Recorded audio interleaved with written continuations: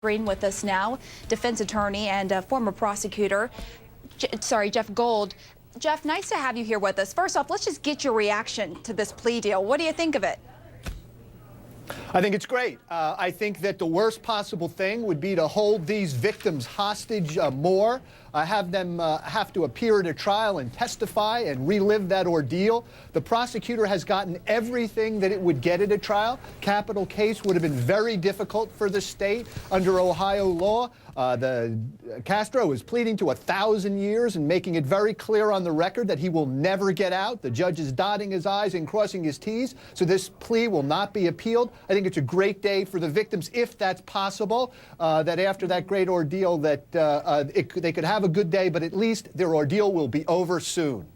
All right, let's just take a moment now and actually listen to Ariel Castro pleading guilty. Take a listen. The law states that a prisoner serving a sentence of life imprisonment without parole under 2929.03 is not eligible for parole, will not receive parole, and will be imprisoned until death. Do you understand this?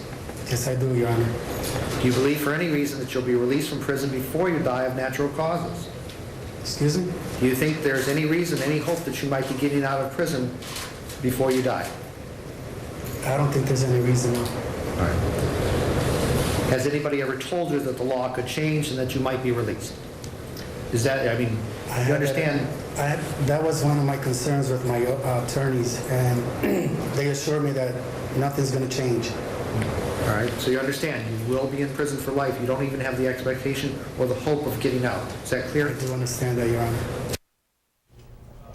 So, Jeff, listening to him, I was struck of how different he seemed compared to the other hearings. I've been covering the story since the beginning, and before, when he would appear in court, he had his head down, he wouldn't make eye contact. Today, he just seemed more at peace. He spoke. He said that he talked about his sexual problems. He talked about telling the FBI everything from the beginning, as CNN had reported from the beginning that he had confessed to authorities, and he just was more outspoken today and just seemed more relaxed. What do you make of his appearance, Jeff?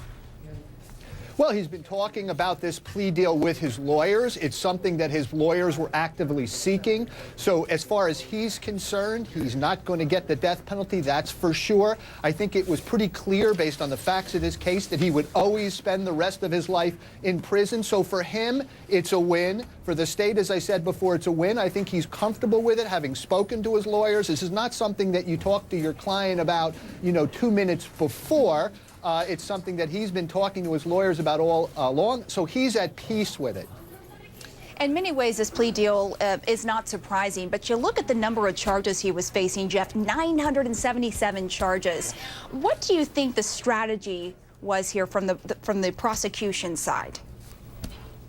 Well, first of all, prosecutors always overcharge. That's just what they do. They charge everything they possibly can because most cases in America are, in fact, plea agreements.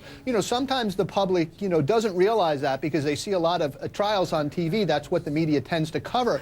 But in reality, 98% of all cases in America are plea bargained to some degree, and that gives the prosecutor flexibility to throw out charges. In this case, the defendant pled to virtually every charge. The prosecutor said on the record that he was merging, meaning there were 40 charges that were really part of other charges anyway, and that even if convicted at a trial, a judge would have to have thrown them out through a doctrine called merger. They go together. So in essence, the defendant pled guilty to every single charge, and that's to make darn sure that the 1,000 years will stick.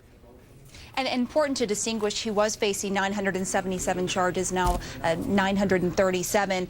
As I mentioned, I've been covering this case from the beginning. I know that these women did not want to testify, and they're still healing. But what do you think this does for them, this plea deal does for them? Do you think it's closure of some sort? What's your view?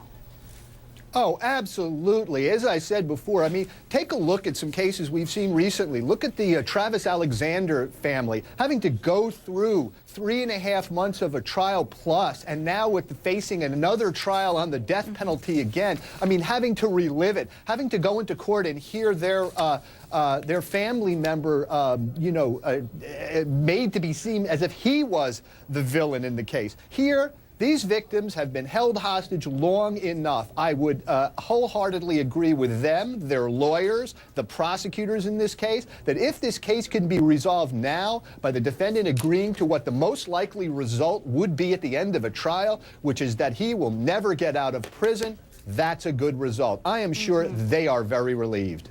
And I just want to mention, I just got a text from the women's attorney, Jim Woolley, and he said that a written statement will be released right after this hearing. So, of course,